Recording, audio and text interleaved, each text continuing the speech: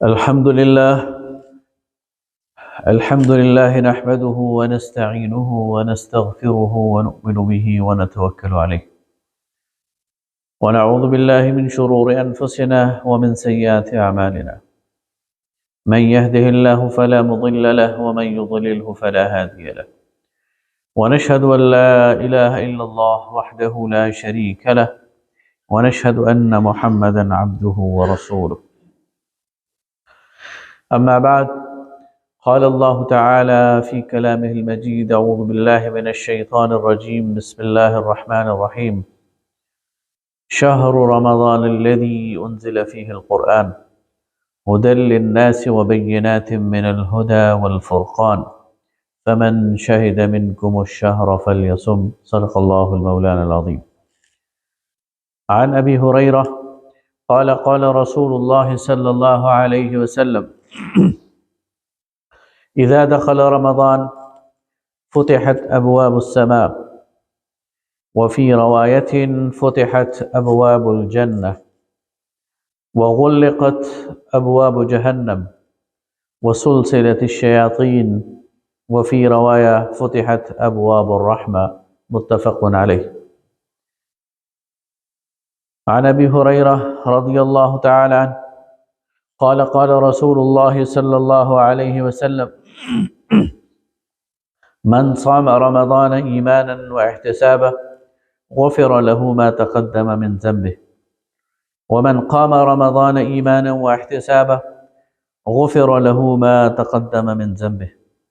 ومن قام ليلة القدر إيمانا واحتسابا غفر له ما تقدم من ذنبه صدق الله المولانا العظيم وصدق رسول النبي الكريم ونحن على ذلك لمن الشاهدين والشاكرين والحمد لله رب العالمين۔ انتہائی محترم بزرگوں، بھائیوں، دوستوں اور انتہائی محترم خواتین، شعبان کا مہینہ ہے اور شعبان کے مہینے میں نبی کریم صلی اللہ علیہ وسلم کی سنت کے اتباع میں ہم رمضان کی تیاری کر رہے ہیں، رمضان کے استقبال کر رہے ہیں، اور جمعہ کے ان خطبات میں ہم رمضان ہی سے متعلق موضوعات پر گفتگو کر رہے ہیں۔ گزشتہ جمعہ میں صیام سے متعلق قرآن و سنت کی روشنی میں کچھ گفتگو آپ کے سامنے عرض کر چکا ہوں، آج بھی اسی سلسلے کو آگے بڑھاتے ہیں۔ جہاں اللہ رب العالمین نے روزے کی فرضیت کا حکم دیا، یا ایھا الذین آمنوا کتب علیکم الصیام کما کتب علی الذین من قبلکم، انہی آیات کے تسلسل میں اللہ رب العالمین نے وہ آیت بھیجی، نازل کی، جو میں نے آپ کے سامنے تلاوت کی ہے کہ شہر رمضان الذی انزل فیہ القرآن۔ اور پھر اس کے بعد میں نے آپ کے سامنے نبی کریم صلی اللہ علیہ وسلم کی مختلف احادیث بیان کی ہیں، جو رمضان المبارک کے حوالے سے حدیث کی مختلف کتابوں میں آئی ہیں۔ حضرت ابو ہریرہ رضی اللہ تعالیٰ عنہ سے روایت ہے کہ نبی کریم صلی اللہ علیہ وسلم نے فرمایا، اذا دخل رمضان، جب رمضان شروع ہوتا ہے، فتحت ابواب السماء، تو آسمان کے دروازے کھول دیے جاتے ہیں۔ وفی روایت، اور ایک اور روایت میں ہے، فتحت ابواب الجنہ، جنت کے دروازے کھول دیے جاتے ہیں۔ وغلقت ابواب جہنم، اور جہنم کے دروازے بند کر دیے جاتے ہیں۔ وسلسلت الشیاطین، اور شیطانوں کو زنجیروں سے باندھ دیا جاتا ہے۔ وفی روایت فتحت ابواب الرحمہ، اور ایک اور روایت میں آتا ہے کہ رحمت کے دروازے کھول دیے جاتے ہیں۔ یہ حدیث بخاری مسلم دونوں میں آئی ہے، گویا متفق علیہ حدیث ہے۔ اس حدیث سے رمضان کا جو منظر ہمارے سامنے آتا ہے وہ بہت ہی خوشنما سا منظر ہے کہ بالکل حالات بدل جاتے ہیں۔ اللہ رب العالمین ایک فضا کو تبدیل کر دیتے ہیں، آسمان کے دروازے کھل جانا، جنت کے دروازے کھل جانا، جہنم کے دروازوں کو بند کر دینا، شیاطین کو جکڑ دینا، گویا اللہ تعالیٰ کی طرف سے خصوصی انتظامات ہو جاتے ہیں اور نیکیوں کا ایک موسم بہار شروع ہو جاتا ہے۔ ایسا موسم جہاں نیکی کرنا آسان ہوتا ہے اور ایسا موسم جہاں برائی کرنا یہ مشکل ہو جاتا ہے۔ تو گویا اسپیشل جس طرح ہمارے یہاں ہم کرتے ہیں کہ کوئی اسپیشل ایونٹ ہوتا ہے، اسپیشل کوئی قومی تقریب ہوتی ہے تو اس کے لیے باقاعدہ اس کا ایک پروٹوکول ہوتا ہے، اس کے لیے ڈیوٹیز متعین کر دی جاتی ہیں، اس کے لیے روٹس بنائے جاتے ہیں، اس کے لیے پورا ایک انتظام کیا جاتا ہے۔ تو اللہ رب العالمین کی اس کیلنڈر میں اور اللہ تعالیٰ کی اس میقات میں اور اس کائنات میں رمضان المبارک کے لیے اللہ تعالیٰ خصوصی طور پر انتظامات فرماتے ہیں۔ روٹ متعین کر دیا جاتا ہے کہ اب شیطانوں کا وہ داخلہ اس قرۂ ارض پر یہ ممنوع قرار دے دیا گیا ہے، اور آسمان اور زمین کے درمیان جو حد فاضل ہیں وہ ختم کر دیے جاتے ہیں۔ بندہ رب کو پکارتا ہے، سیدھا رب کی طرف اس کی آواز پہنچتی ہے، کوئی درمیان میں واسطہ اور کوئی لنک اور کوئی ایسی حجاب وہ باقی نہیں رہتا۔ اسی طرح حضرت ابو ہریرہ رضی اللہ تعالیٰ عنہ سے روایت ہے کہ نبی کریم صلی اللہ علیہ وسلم نے فرمایا کہ من صام رمضان ایمانا و احتسابا، جس نے ایمان کی حالت میں اور احتساب کی حالت میں رمضان کا روزہ رکھا، غفر له ما تقدم من ذنبه، تو اس کے تمام پہلے گناہ اللہ تعالیٰ معاف کر دیتا ہے۔ اب اس آیت میں اس حدیث میں چند الفاظ وہ قابل غور ہیں۔ آپ صلی اللہ علیہ وسلم نے فرمایا جس نے رمضان کا روزہ رکھا، گویا یہ جو خصوصیت آگے بیان کی جا رہی ہے یہ رمضان کے روزے کی ہے۔ ویسے تو روزہ رکھنا شوال میں بھی اگر کوئی نفلی روزہ رکھے، رجب میں بھی کوئی نفلی روزہ رکھے، محرم میں بھی روزہ رکھے،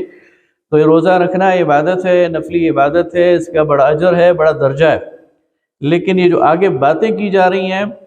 یہ خاص ہے رمضان کے روزے کے ساتھ۔ تو پہلی بات تو یہ کی جا رہی ہے کہ جس نے رمضان میں یہ روزہ رکھا۔ دوسری بات کی جا رہی ہے ایمان کی حالت میں۔ تو ہر وہ عمل جو اللہ رب العالمین کی رضا کے لیے کیا جائے اور ایمان کی حالت میں کیا جائے قابل قبول ہے، اور اگر کوئی بھی بڑے سے بڑا عمل ہو لیکن ایمان کی صفت نہ ہو تو وہ عمل پھر فائدہ نہیں دیتا۔ دوسری بات کہ احتساب، احتساب کا مطلب ہوتا ہے خالص اللہ کی رضا کے لیے، اللہ سے اجر حاصل کرنے کے لیے۔ ہمارے ہاں بعض اوقات ہم نیک نیتی سے بعض باتیں کرتے ہیں لیکن وہ نیت میں خلل ڈال دیتی ہیں، ان سے بچنا چاہیے۔ مثلا کوئی ڈاکٹر آ جائے گا، وہ آپ کو رمضان کے روزوں کے فوائد بتانے شروع کر دے گا اور کہے گا اس سے شوگر بہت اچھی کنٹرول ہو جاتی ہے، یا اس سے معدے کی بیماریاں بڑی ٹھیک ہو جاتی ہیں۔ اور اگر کوئی شخص پھر اس کی نیت میں داخل ہو جائے کہ میں روزہ اس لیے رکھوں کہ میری شوگر ٹھیک ہو جائے یا میرے معدے کے مسائل حل ہو جائیں، تو پھر اس کو اس کا اجر نہیں ملے گا۔ اس لیے احتساب کا مطلب یہ ہے کہ جو بھی عمل کیا جائے خالص اللہ کی رضا کے لیے کیا جائے۔ ضمنی فائدے حاصل ہوتے رہیں گے، اسے کوئی روک نہیں سکتا، لیکن ان کو ٹارگٹ بنا کر، ان کو ذہن میں رکھ کر اس کے لیے کوئی کام کیا جائے تو پھر اس کا اجر نہیں۔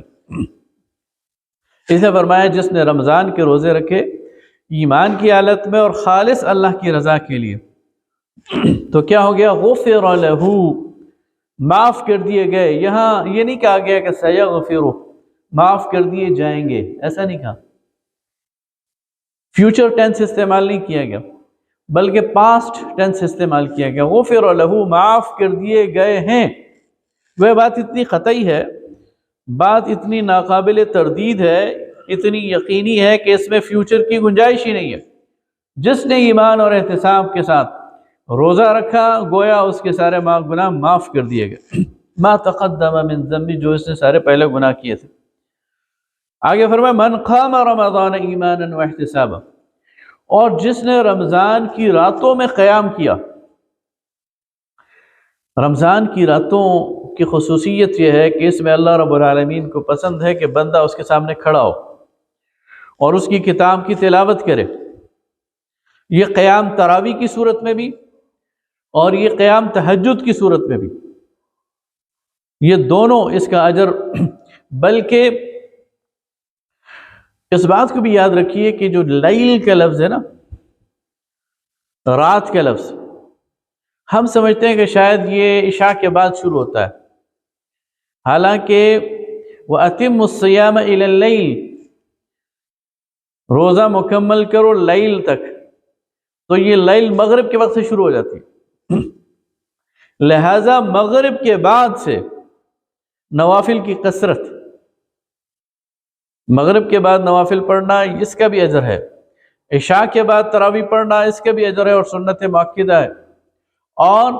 اس کے بعد تہجد کی نماز پڑھنا اس کا بھی اجر ہے، اور یہ رمضان المبارک میں کئی گنا مینی فولڈز بڑھ جاتا ہے۔ یہ مغرب کے بعد کی بات میں نے اس لیے کی ہے کہ تتجافى جنوبهم عن المضاجع يدعون ربهم خوفا وطمعا، ان کے پہلو بستروں سے الگ ہوتے ہیں اور وہ اپنے رب کو خوف اور امید کی حالت میں پکارتے ہیں۔ اس آیت کے بارے میں صحابہ کرام کے ایک گروہ یہ کہتا ہے کہ انصار کے بارے میں نازل ہوئی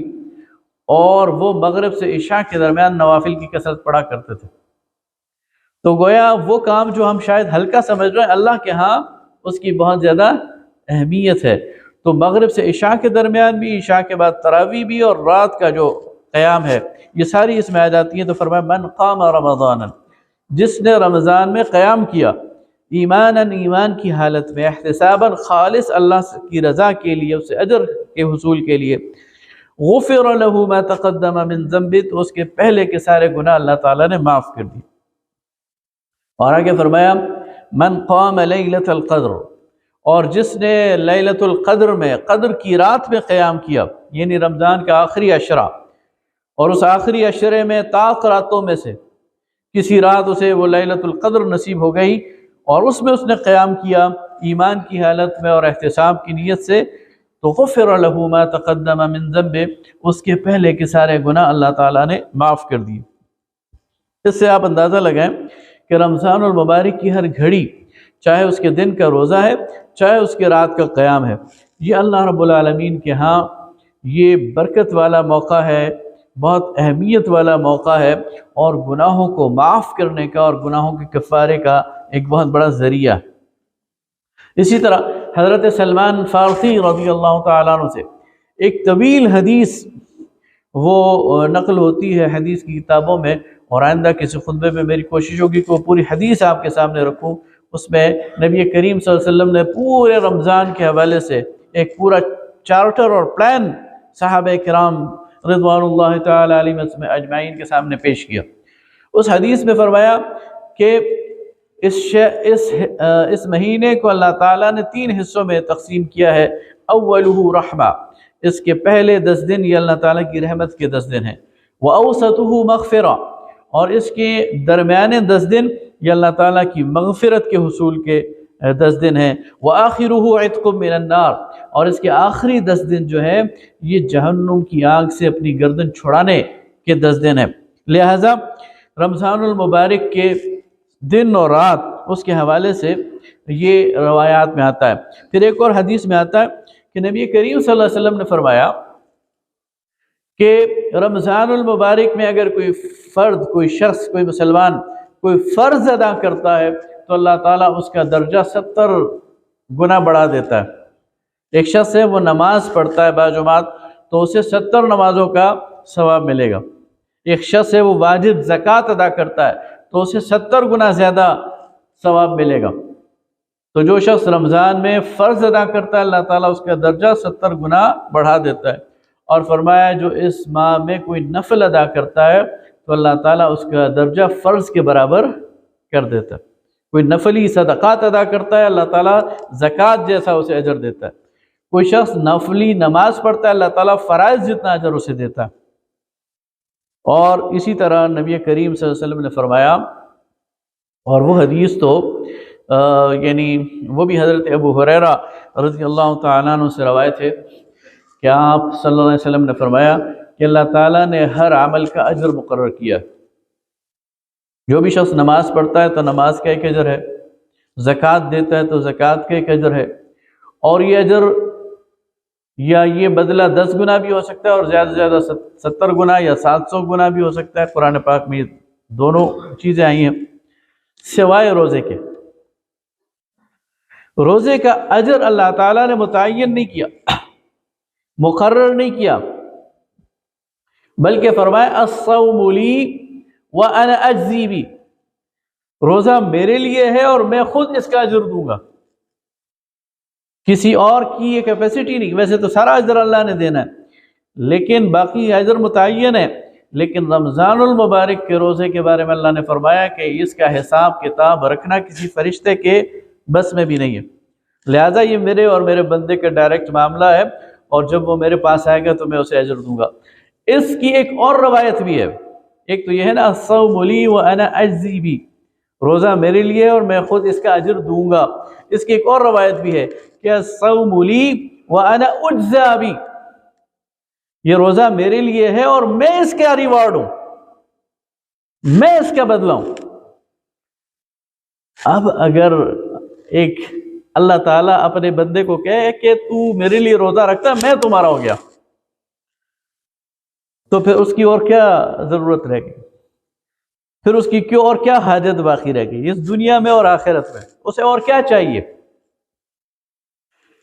تو یہ ہے وہ رمضان المبارک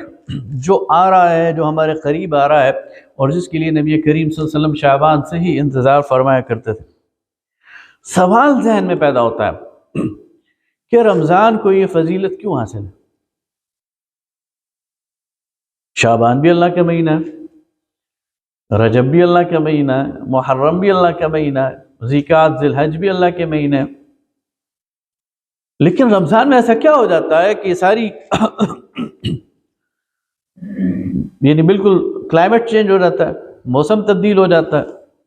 نیکیوں کا موسم بہار شروع ہو جاتا ہے، رجب میں شعبان میں ایک نماز پڑھیں 1 اور رمضان میں پڑھیں تو 70، رجب میں شعبان میں 1 روزہ رکھیں تو 1، رمضان میں رکھیں تو 70 گنا زیادہ، عام دنوں میں زکوٰۃ دیں تو 1، رمضان میں تو 70 گنا زیادہ۔ اور کیا ایسا ہو جاتا ہے کہ اللہ نے اس کو مغفرت کا مہینہ قرار دے دیا، اس کو رحمت کا مہینہ قرار دے دیا، اس کو نار جہنم سے چھٹکارے کا مہینہ قرار دے دیا، اور جنت کے دروازے کھول دیے، جہنم کے دروازے بند کر دیے، شیطانوں کو جکڑ دیا۔ تو ہوا کیا؟ چینج کیا آئی؟ وجہ کیا ہے؟ اس سوال کے جواب ہمیں قرآن دیتا۔ شہر رمضان الذی انزل فیہ القرآن، رمضان وہ مہینہ ہے جس میں اللہ نے قرآن اتارا، لہذا قرآن کی نسبت سے اس مہینے کو اتنا افضل قرار دے دیا کہ یہ باقی مہینوں سے ممتاز ہو گیا۔ اور خاص جس رات قرآن اتارا، انا انزلناہ فی لیلۃ القدر وما ادراک ما لیلۃ القدر لیلۃ القدر خیر من 1000 شہر، اس ایک رات کو 30,000 راتوں پر اللہ تعالیٰ نے فضیلت دی، یعنی اس دنیا کے 83 سال 4 مہینے اس سے زیادہ کی خیر اور برکت اس ایک رات میں اللہ تعالیٰ نے ڈال دی۔ کیوں؟ اس لیے کہ اللہ تعالیٰ نے اس میں قرآن اتارا۔ گویا اصل خیر اور خوبی وہ قرآن ہے، اور قرآن کی نسبت سے رمضان بھی محترم ہوا، قرآن کی نسبت سے وہ رات بھی محترم ہوئی، اور کوئی فرد قرآن سے جوڑ جائے تو نبی کریم صلی اللہ علیہ وسلم نے فرمایا، حضرت عثمان ابن عفان رضی اللہ تعالیٰ عنہ اس کے راوی ہیں، خیرکم من تعلم القرآن وعلمہ، تم میں سے بہترین وہ ہے جو قرآن کو سیکھتا ہے اور سکھاتا ہے۔ گویا قرآن سے مہینہ جڑا وہ مہینہ افضل، قرآن سے رات جڑی وہ رات افضل، قرآن سے فرد جڑا وہ فرد افضل۔ اور قرآن سے کوئی قوم جڑ جائے تو حضرت عمر رضی اللہ تعالیٰ عنہ کی روایت ہے کہ آپ نے فرمایا، ان اللہ یرفع بهذا الکتاب اقواما ویضع به آخرین، اس کتاب کے ذریعے اللہ بہت ساری قوموں کو عروج دے گا اور بہت ساری دوسری قوموں کو زوال سے دوچار کر دے گا۔ تو اصل خیر اور خوبی اللہ کی کتاب ہے، قرآن ہے، اس لیے قرآن پاک میں اللہ تعالیٰ فرماتا ہے فَبِذَلِكَ فَلْيَفْرَحُوا، اس پر تمہیں خوشی کا اظہار کرنا چاہیے، هُوَ خَيْرٌ مِّمَّا يَجْمَعُونَ، یہ لوگ جو کچھ اس دنیا میں جمع کرتے ہیں، خزانے جمع کرتے ہیں، کوٹھیاں کاریں جمع کرتے ہیں، مال دولت بینک بیلنس، ہوا خیر مما یجمعون، ان سب جمع کی جانے والی چیزوں سے بہتر اللہ کی یہ کتاب۔ اس لیے رمضان قرآن کا مہینہ، اور رمضان میں ہمیں قرآن کے ساتھ ایک زندہ تعلق پیدا کرنا چاہیے۔ راتوں کو تراویح میں سے سننا چاہیے، تہجد میں موقع ملے پڑھنا چاہیے، اور دن میں قرآن کا مصحف کھول کر اس کے ساتھ وقت گزارنا چاہیے۔ یاد رکھیے سال بھر میں ایک دفعہ قرآن ختم کرنا یہ قرآن کا حق ہے،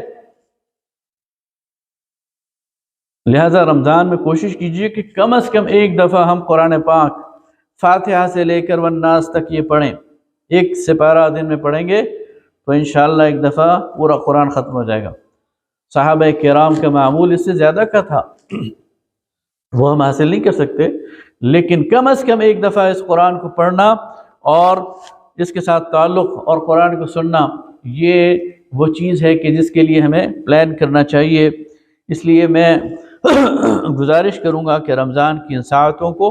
قرآن کی روشنی میں اور قرآن کے سائے میں گزارنا چاہیے۔ ایک تو قرآن کی تلاوت ہو گئی، وہ تو لازمی کرنی چاہیے، لیکن قرآن کا کچھ نہ کچھ حصہ سمجھ کر پڑھنے کی بھی ابتدا کرنی چاہیے، اور پھر اسے کنٹینیو کرنا چاہیے کہ آگے اگلا جب رمضان آئے، اللہ تعالیٰ سب کو صحت زندگی سلامتی دے، تو پورا قرآن ہماری نظروں سے گزر چکا ہو، اور اس کے اوامر سے ہم باخبر ہو چکے ہوں، اس کے نواہی سے ہم باخبر ہو چکے ہوں، اور ہمیں اللہ رب العالمین کا وہ پیغام وصول ہو چکا ہو جو اس نے ہمارے لیے بھیجا ہے۔ رمضان المبارک میں ایک موقع زکوٰۃ کی ادائیگی کا بھی ہے۔ عموماً لوگ رجب میں، شعبان میں، رمضان میں زکوٰۃ کی ادائیگی کا اہتمام کرتے ہیں۔ رمضان میں اس کا فائدہ یہ ہے کہ زکوٰۃ بھی ادا ہو جائے گی اور اجر بھی 70 گنا زیادہ ملے گا، لہٰذا زکوٰۃ کے حوالے سے پوری احتیاط کرنی چاہیے۔ عموماً ہم لوگ زکوٰۃ ادا کرتے ہیں لیکن اس کا حساب نہیں کرتے اندازے سے، یہ بہت بے احتیاطی والی بات ہے۔ کسی دن یکسوئی کے ساتھ بیٹھ کر اپنے پورے اموال کا جائزہ لیجئے۔ آپ کے پاس بینک میں کچھ پیسے ہیں، اس کا جائزہ لیجئے۔ آپ کے پاس تجارت کا کوئی مال ہے، اس کا جائزہ لیجئے۔ آپ کے پاس گھر میں کوئی سونا چاندی ہے، خاص طور پر خواتین، تو اس کا جائزہ لیں، اور پورا حساب کر کے اس کی کیلکولیٹ کریں زکوٰۃ۔ اور بہت آسان ہے، کوئی مشکل کام نہیں ہے، لیکن پورا حساب کر کے زکوٰۃ کیلکولیٹ کر کے رمضان میں اس کی ادائیگی کا بندوبست کریں، تو زکوٰۃ بھی ادا ہو جائے گی انشاءاللہ، اور اللہ رب العالمین کے ہاں آپ کو اس کا اجر بھی 70 گنا زیادہ ملے گا۔ اسی طرح یہ رمضان المبارک یہ صلہ رحمی کا مہینہ ہے،